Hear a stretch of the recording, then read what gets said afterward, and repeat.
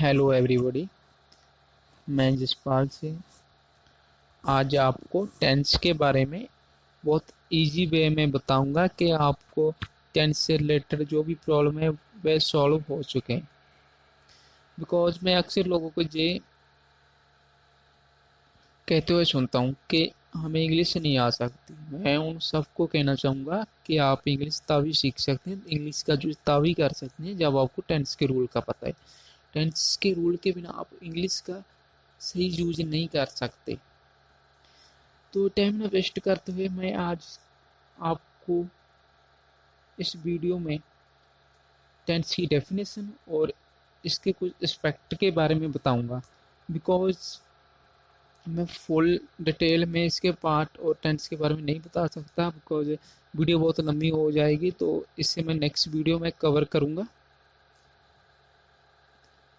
तो मैं टेंस करने से पहले मैं आपको एक बात कहनी चाहूँगा कि आपको जो टेंस सीखने हैं तो आपको एक बात माननी पड़ेगी कि टेंस बहुत इजी है और आप इसे कर सकते हैं। बिकॉज मैंने बहुत ऐसे लोग देखे हैं जिन्हें जो टेंस को बहुत डिफ़िकल्ट मानते हैं और इसे नहीं कर पाते।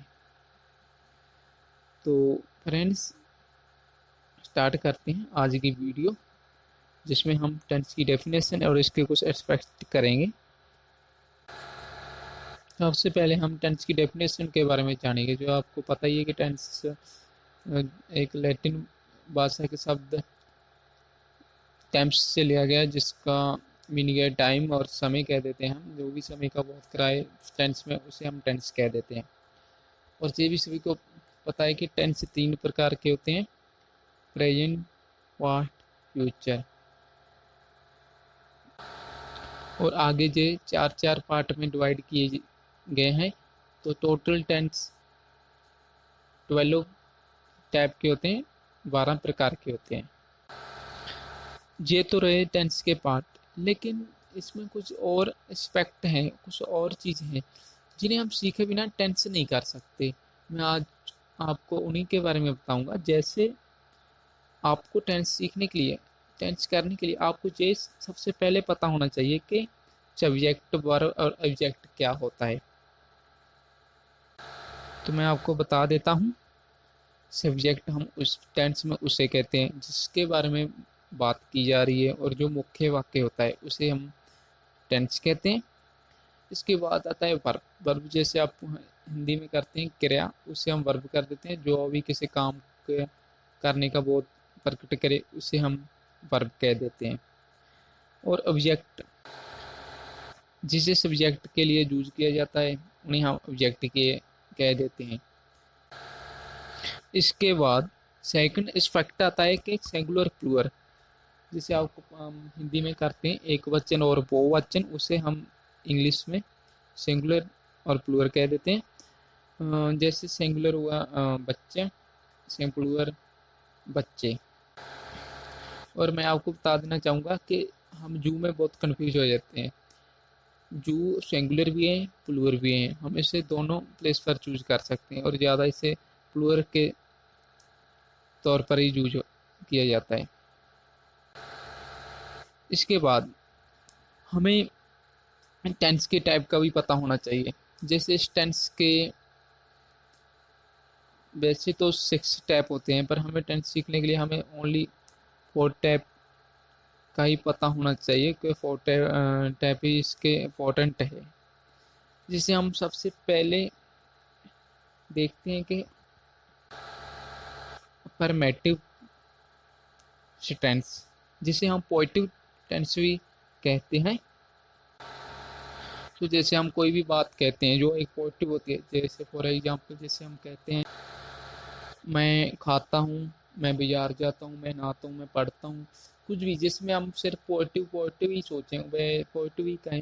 जो टेंस से पॉजिटिव हो वह अफर्मेटिव टेंस से नाम पर जाने जाते हैं, जिसे हम पॉजिटिव टेंस भी कहे जाते हैं। जैसे हिंदी में हम इसे सकारात्मक टेंस के नाम पर जानते हैं।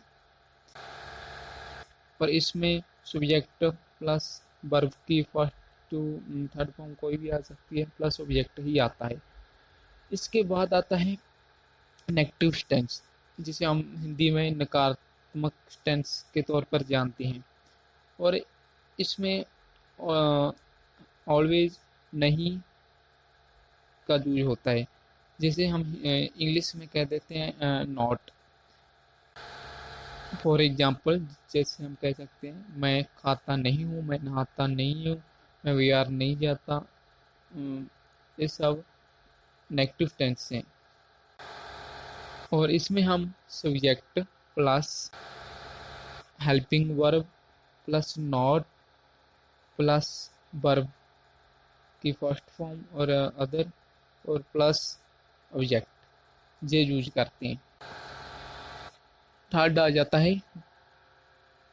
इंटेरोगेटिव, जिसे हम क्वेश्चनिंग भी कहते हैं। जैसे हम हिंदी में प्रश्नवाचक टेंस पे नाम पर जानते हैं, जिसमें ऑलवेज क्वेश्चन ही उठता है। जैसे मैं बाजार गया था, क्या मैं बाजार गया था, क्या मैं नहाता था, क्या मैं खाता था। ये सब इंटरोगेटिव हैं, जिसमें हेल्पिंग वर्ब पहले आ जाती है, प्लस सब्जेक्ट आता है, प्लस नॉट आता है, और प्लस वर्ब की फर्स्ट टू थर्ड फॉर्म आ जाती है, और प्लस सब्जेक्ट आता है। इसमें ऑलवेज इतना फर्क है कि इसमें ऑलवेज हेल्पिंग वर्ब पहले आ जाती है और सब्जेक्ट के पहले हेल्पिंग वर्ब आती है।